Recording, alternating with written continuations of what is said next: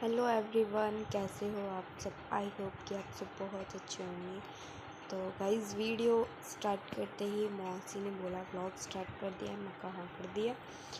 तो यहाँ पर सारी लेडीज़ बैठी हुई थी क्योंकि यहाँ पर आज जो लड़की वाले आकर करते हैं रस्म को पूरा, मतलब हमारे ससुराल में बोलते कि टेवा लेकर आए एंड मेरे मायके में बोलते कि भैया सिक्का लेकर आ रहे। तो सेम वही वाला प्रोसेस चल रहा है। तो यहाँ पर मामा हाथों में गेहूँ लेकर चल दिए पूजा की तैयारी में, क्योंकि लड़की वाले आ चुके थे। ये ग्रीन सूट में मौसी घूम रही है इधर उधर और ये मेरे मामा पता नहीं क्या कर रहे हैं, इसमें कुछ डलवा रहे, पता नहीं क्या। ये तो मुझे भी नहीं पता था क्या करवाया इन्होंने। और फिर चल दिए मामा अपनी पूजा की तैयारी में और मैं पीछे पीछे कैमरा लेके घूम रही हूँ। यहाँ मामा और नानी पता नहीं क्या सीरियस होकर डिस्कस कर रहे हैं, पता नहीं चला मुझे क्योंकि मैंने इतना ध्यान ही नहीं दिया। यहाँ मामी और मामी की भाभी मिलकर पंचायत करने लगी और यहाँ सारी औरतें बैठकर गीत गाने लगी। व्लॉग देख रही होंगी तो बोलेंगी पंचायत बता रही है पर वो अच्छी है आदत की, वो बुरा नहीं मानती, वो भी काफ़ी मज़ाकिया है। और यहाँ देखो इतना मुश्किल हो रहा है यहाँ से निकलना, क्योंकि सारी औरतें बैठी हुई थी और भाई मुझे तो जाना ज़रूरी था। मैं सबकी वीडियो बनाती फिर रही थी। यहाँ सब मेरे को देखो कैसे देख रहे थे, क्योंकि ना मैं यहाँ पर ना कम से कम 2-2.5 साल के बाद आई थी। पहले मैं बड़े वाले मामा की शादी में आई थी, तो उसके बाद अब आई थी। तो सब मेरे को ना ऐसे देख रहे थे, मतलब ये मतलब होता है ना मम्मी के नाम से जाना जाता है। तो मम्मी को बोल रही थी यही है क्या तेरी लड़की, यही है क्या लड़की, क्योंकि उस टाइम पे कुछ लोगों ने मुझे देखा था और कुछ लोगों ने नहीं देखा था जब मैं पहले बड़े मामा की शादी में आई हुई थी। तो मम्मी बोल रही है हाँ यही है मेरी लड़की। तो मैं कम से कम उस टाइम पे भी कम से कम 7-8 साल के बाद आई थी, क्योंकि भाई मैं आती जाती नहीं हूँ। जब से शादी हुई ना सब जगह बंद हो गया था मेरा आना जाना। तो ये देखो मामा जो है पूजा की तैयारी में मतलब पूजा करवा रहे हैं, जो भी होती है लड़की पक्ष वालों के साथ मिलकर। यहाँ इतने सारे आदमी बैठे थे तो मैंने आगे जाना सही नहीं समझा। हाँ, तो मैं क्या कह रही थी, मैं ये कह रही थी क्योंकि ना एक तो टाइम नहीं मिलता था भाई, अपने घर चले जाओ ना, वही बहुत बड़ी बात होती है। रिश्तेदारियों में कहाँ मिलता घूमने को। और नानी तो डेली फ़ोन कर कर के कहती रहती थी इधर देखो, ये मुझे कुछ कह रही थी, पता नहीं चल रहा था मुझे क्या, मतलब अब तो मुझे याद नहीं, काफ़ी टाइम हो गया ना वीडियो को बनाए हुए। ये मौसियाँ ही थी जो मेरी छेड़ रही थी, मुझे कुछ ना कुछ कह रही थी ज़रूर। तो मैं इनको जवाब दे के चल दी आगे को। यहाँ पर बैठे हुए थे सभी लोग। देखो यहाँ भाभी मेरे को पता नहीं क्या उंगली दिखा रही थी।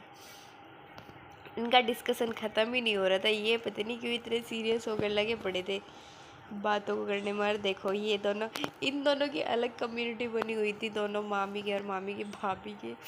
ये अपनी कम्युनिटी को लेकर अलग ही बैठ गई थी, बोल रही थी हम यहीं ठीक है, वहाँ से वहाँ हमारी बातें नहीं हो पाएंगी। मगर चलो सही है, अच्छी बात है। आप सोच रहे होंगे पूरे व्लॉग में मेरे को तनिक नहीं दिखाई दे रहा। पता है मैंने तनिक को उसके मामा के, मतलब कि जो मेरा भाई है क्रिश, मैंने उसको दे दिया था, क्योंकि इतनी भीड़ में मैं उसको कहाँ पकड़ती फिरती और कहाँ ध्यान देती है। और वो इतनी भीड़ में ना फिर ज़्यादा गुस्सा करने लग जाता है। बच्चे हैं ना, बच्चे तो मन के चिड़चिड़, मतलब बच्चे नहीं मानते किसी की भी, और भीड़ में ना वो परेशान हो जाता है। तो मैंने उसको ना उसके मामा को ही पकड़ा दिया और वो अपने मामा के साथ ना दूसरे वाले घर में चला गया था क्रिश के साथ। और ये है मेरी मौसी की लड़की, जो मतलब हम दोनों बहुत देर से ना अलग बैठ गए थे दोनों।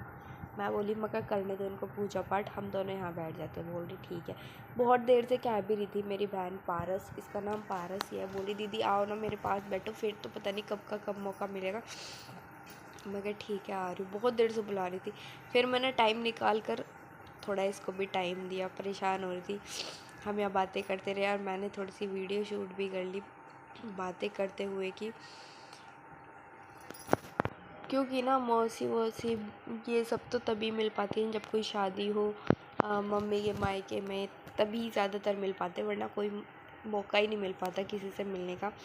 और ये हमारे मामा श्री ये कर रहे हैं फ़ोटो शूट की तैयारी। यहाँ पर अब फ़ोटो क्लिक होंगे। तो जो कुछ सामान था नानी को दे दिया था मामा ने वहाँ से जो लेकर आए थे, वो वाला पार्ट जो थोड़ा मिस हो गया, इसमें से खड़बड़ हो गया, पता नहीं कहाँ निकल गया। तो नानी और नानी डिस्कस कर रही है कब क्या करना चाहिए क्या नहीं। नहीं, ये जो सामने थी ना अभी दिखाई दी थी, ये वो है जो मतलब कि शादी ब्याह में जो हेल्प करवाती हैं, 9 जो बोलते हैं। तो ये अपना नेक ले रही थी और यहाँ चल पड़ी फ़ोटोशूट की तैयारी। तो सबसे पहले नानी ने फ़ोटो क्लिक करवाई और वारफेर करी पहले तो मामा की, फिर उसके बाद फ़ोटो क्लिक की तैयारी करनी स्टार्ट कर दी सबने।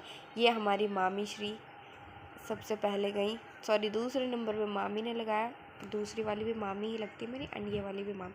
ये जो ब्लू कलर की साड़ी में जो मामी, इनसे मेरा ज़्यादा अटैचमेंट है। तो बारी बारी से मतलब नंबर वाइज चलते रहे एंड फ़ोटोशूट करवाने लगे। ये थी पीछे सुरभि जो वाइट एंड रेड कलर की फ्रॉक में थी, और ये रहा मेरा भाई कैसे दांत दिखा रहा लंगूर की तरह। ये कहता मुझे भी दिखा दो व्लॉग में। ये थी मेरी मम्मी। तो इसका फ़ोटो करवाना था, शोर भी बोली थी मुझे भी खिंचवाने। मैंने बोला इस आते से आ जाना, फिर क्यों पीछे खड़ी है। तो इसको बुलाया, फिर मामा ने और फ़ोटोशूट की तैयारी करी। भाई जब मेरा फ़ोटो खिंचवाने का नंबर आया था ना, तब मतलब कोई कहीं बिज़ी था, कोई कहीं बिज़ी था, क्योंकि मैंने लास्ट में ही फ़ोटो खिंचवाया था। तो मेरे टाइम पे कोई नहीं मिला मुझे वीडियो बनाने के लिए। सच बताऊँ मैंने किसी को कहा भी नहीं था, पता नहीं क्यों मुझे खुद शर्म सी आ रही जब मैं फ़ोटोशूट करवा रही थी। तो मम्मी ने फ़ोटोशूट करवाया, फिर उसके बाद देखो मम्मी ना साइड में लेके आई, भाई तू यहाँ आ, जब मैं यहाँ खिंचवाऊँगी तेरे साथ फ़ोटो। मम्मी फिर मामू को यहाँ लेकर आई, तब फ़ोटो खींचे, क्योंकि कैमरे वाले ने बोल दिया था कि थोड़े ना क्लियरिटी नहीं आ रही, तो थोड़ा इधर आ जाओ लाइट के सामने। अब मामा देखो कैसे बुला रहे गुस्से में, आ जाओ ना फ़ोटो खिंचवा। आ ही नहीं रहे फ़ोटो खिंचवाने के लिए मेरे साथ। मामा इतने एक्साइटेड हो रहे थे, भाई आओ जल्दी जल्दी फ़ोटो खिंचवाओ मेरे साथ। और यहाँ सब फ़ोटो खिंचवा रहे थे, मामा मेरे को बुला रहे थे, इसलिए मेरे को फ़ोन मतलब कैमरा वीडियो बंद करनी पड़ी। Bye bye Tata.